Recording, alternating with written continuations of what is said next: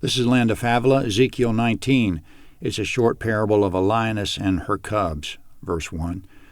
Moreover, take up a lamentation for the princes of Israel, and say, What was your mother? A lioness. She couched among the lions. In the middle of the young lions she nourished her cubs. She brought up one of her cubs. He became a young lion. He learned to catch prey. He devoured men. The nations also heard of him. He was taken in their pit, and they brought him with hooks to the land of Egypt. Comment in verse 1, Yahweh says, Take up a lamentation. Yahweh is commanding Ezekiel and all the readers of this book to lament. Yahweh is lamenting, and he wants a little company in that. Probably not very many preachers have preached from this chapter. There's not much audience for it. But if we're a friend of Yahweh, we'll lament with him.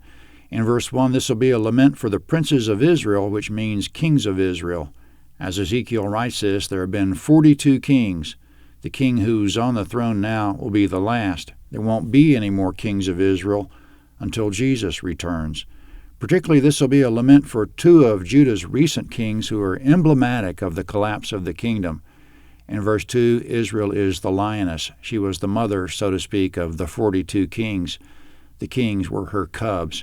She couched in the middle of the young lions, which means Israel was surrounded by other nations. She nourished her cubs, which means she gave rise to the 42 kings. In verses 3 and 4, Yahweh focuses on King Jehoahaz. He was king of Judah for only 3 months in 609 B.C.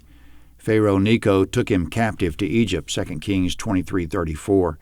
Ezekiel was maybe 15 years old at the time and living in Judah, so Ezekiel has a sad memory of this.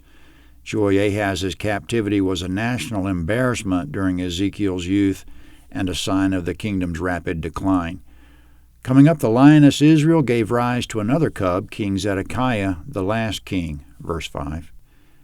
Now when she saw that she had waited and her hope was lost, then she took another of her cubs and made him a young lion.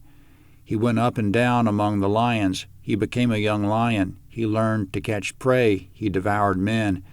He knew their palaces and laid waste their cities. The land was desolate with its fullness because of the noise of his roaring. Then the nations attacked him on every side from the provinces. They spread their net over him. He was taken in their pit. They put him in a cage with hooks and brought him to the king of Babylon.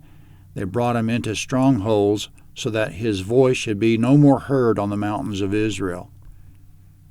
Comment in verse 5, the lioness Israel waited for a while, hoping that Jehoahaz would return from Egypt, but it didn't happen. He was also called Shalom, Jeremiah 22:11. Therefore, in verse 11, the lioness set her hopes on another of her cubs, King Zedekiah.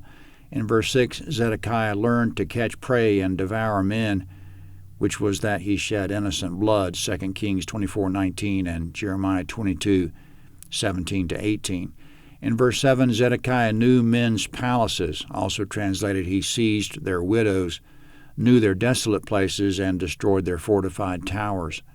If that's all we had, we wouldn't have a clue, but the second half of the sentence is that he laid waste their cities, so probably the entire sentence is to the effect that he destroyed the cities. He did this indirectly, by refusing to surrender to Nebuchadnezzar. In verse 8, the nations attacked him on every side. In fulfillment, Nebuchadnezzar attacked him with allied armies from various nations, Jeremiah 25:9.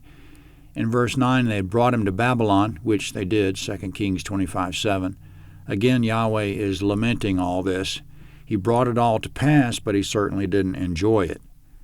Now, speaking of the mother again, which is Israel, verse 10, Your mother was like a vine in your blood, planted by the waters. It was fruitful and full of branches by reason of many waters.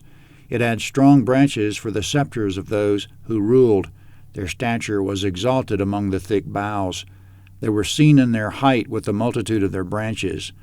But it was plucked up in fury. It was cast down to the ground, and the east wind dried up its fruit. Its strong branches were broken off and withered. The fire consumed them. Now it's planted in the wilderness in a dry and thirsty land. Fire has gone out of its branches. It's devoured its fruit, so that there is in it no strong branch to be a scepter, to rule. This is a lamentation, and shall be for a lamentation. Comment: in verses 10 to 14, the parable switches from Israel being a lioness to being a vine. For a long time the vine flourished and produced kings, but it was plucked up in fury. Her branches were broken off, the vine withered, fire consumed her. Now the vine, which again is Israel, is planted in a dry and dusty land, which means Israel will be taken away into captivity, and the kingdom is no more. In the last verse, this is a lamentation and shall be for a lamentation. Yahweh and his people lament the loss of the kingdom now and will keep lamenting it in the future. Ezekiel 20 is next.